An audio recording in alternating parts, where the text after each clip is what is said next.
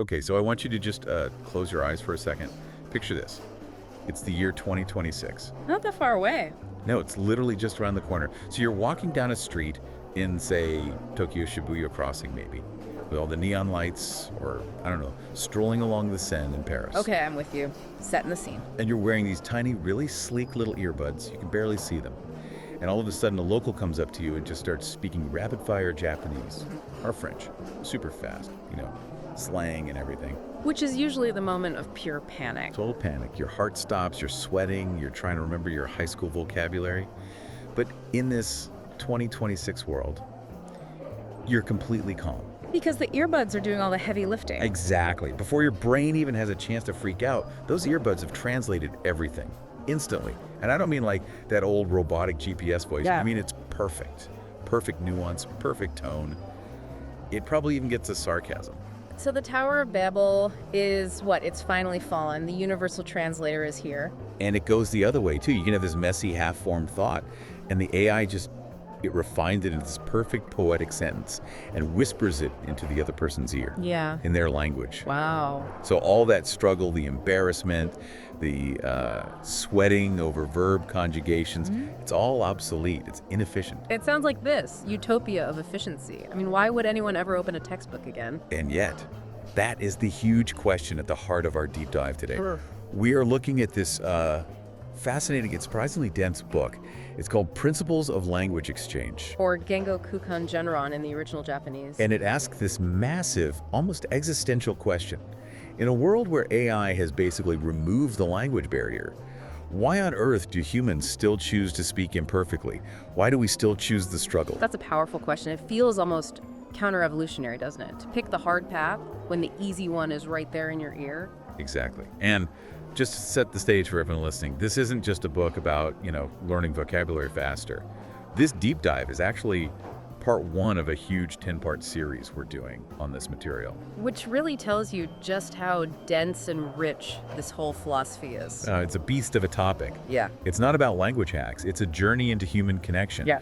The core argument here is that this struggle, this resistance to the efficiency of AI. Right, the choice to do it the hard way. That's actually where we find, and I love this phrase, the breath and the trembling heart of another human being. Trembling heart, wow. That suggests that the error, the mistake, the stutter, that's where the humanity is. That's it. So our mission today is to unpack the first part of the book, the concept. We're going to look at the weird economic mystery of it, the biology behind it, and this really cool idea of a third relationship. Which is a complete reframe of how we think about interacting with people. So let's start with the money, or really the total lack of it. The book opens with this economic puzzle that, I gotta say, it really stumped me at first. We live in a capitalist society, right?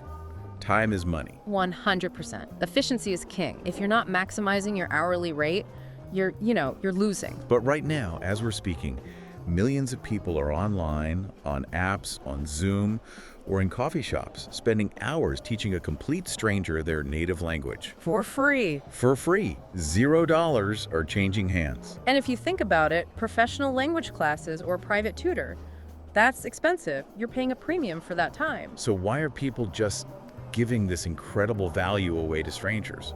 The book calls it a gift economy. And this is so crucial. To get language exchange, you have to step outside of the market economy mindset. In a market economy, everything's a transaction. Right. If I give you $20, you give me a lesson. And we're even. The relationship is clean. And honestly, it's over as soon as the money changes hands. It's transactional, no strings attached. But a gift economy that runs on what the book calls a trust contract. Exactly. I give you something. My time, my native knowledge, my patience, and I don't get money back. Instead, there's this unspoken social understanding that the energy is going to be returned. It's like you're creating a debt, but a good kind of debt. A good debt, it binds you together. If I pay you, we're just two strangers who did business. If I give you a gift and you give me one back, now we're connected. It sounds a little like karma or just, being a good person. Yeah. But the text says it's way more hardwired than that. It points to evolutionary biology. It does. The source material grounds this whole thing in a concept called reciprocal altruism. Reciprocal altruism. Yeah. Okay, let's unpack that because it sounds like it's straight out of a biology textbook. It pretty much is. In the wild, it's the whole I'll scratch your back if you scratch mine survival strategy. But it's deeper than just grooming. It means I will help you right now, even if it costs me something, with the expectation that you'll help me when I'm in trouble later. So back in the caveman days, it was like, I'll share my meat with you so you don't starve next week. Right. And in language, it's I will fix your broken English right now because I know that in 20 minutes you're going to fix my broken Japanese. Ah, okay, so it's taking this ancient biological survival strategy and just turning it into an intellectual exchange. Precisely. And this is where it gets really cool, neurologically speaking.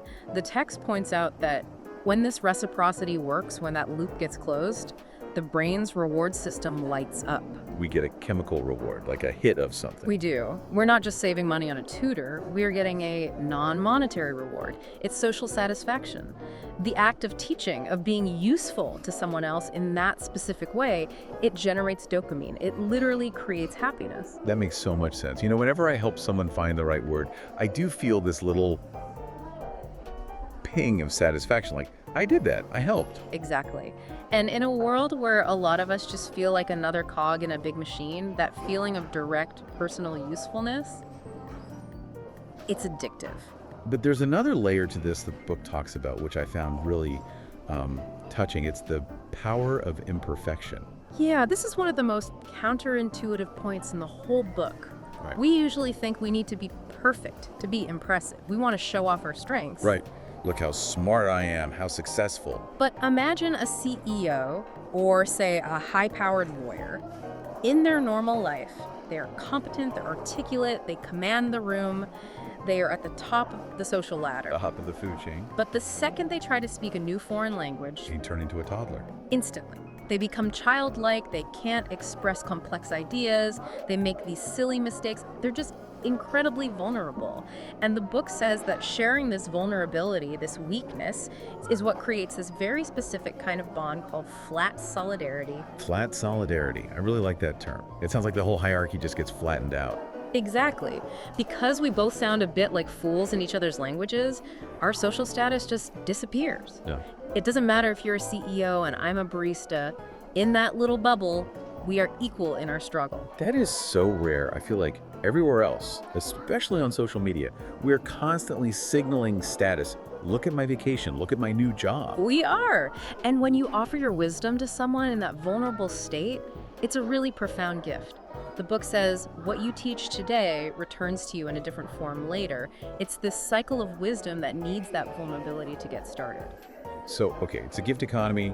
It's fueled by our biology and this leveling power of being vulnerable.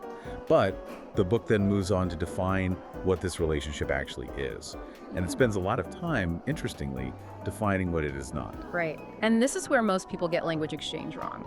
We try to fit these partners into boxes we already know. We have this limited set of relationship types: parent, boss, friend, teacher. And we try to shove this new person into one of those slots. So the first trap the book mentions is the teacher trap, The teacher trap.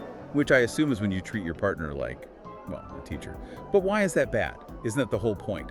They're teaching you. You would think so. But think about the dynamic. In a real class, there's a hierarchy. You're the consumer. They're the provider. Student versus master.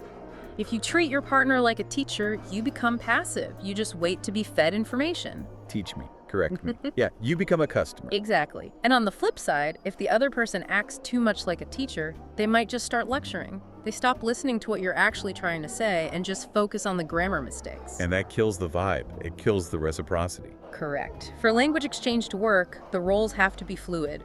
The giver becomes the taker and the taker becomes the giver.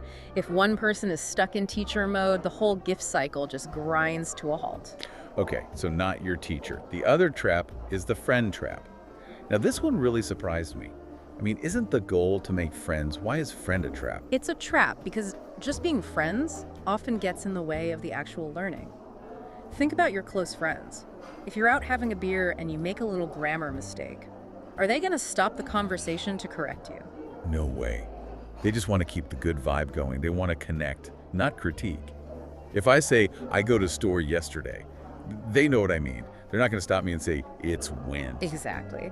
Friendship prioritizes fun, empathy, and flow. Corrections create friction. So what happens? The conversation just drifts to the easier language. If your English is way better than my Japanese, we'll just end up speaking English because it's smoother. And then that 50-50 balance is completely broken. And the gift economy collapses. One person is doing all the work, the other is just along for the ride. So this is a really tricky needle to thread. If they aren't a teacher, and they're not just a casual friend, what on earth are they?